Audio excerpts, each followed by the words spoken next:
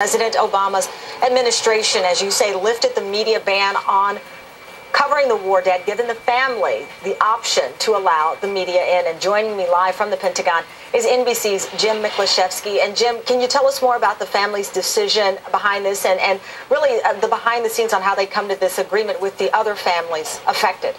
Well, first of all, when Secretary of Defense Bob Gates recommended to President Obama that this ban on media coverage of returning war dead at Dover be lifted, he said he was doing so because he thought that decision should be put into the hands of the families themselves. Now, critics contend for the last 18 years, the decisions to ban media coverage at Dover was actually a political decision. So that decision was handed to the politicians as opposed to the families. It was instituted in 1991, just at the beginning of the first Gulf War under the first President George Bush, and critics say it was a political decision because if there are images of returning caskets day after day coming from a major conflict, the feeling is that it could undermine public support for any war effort.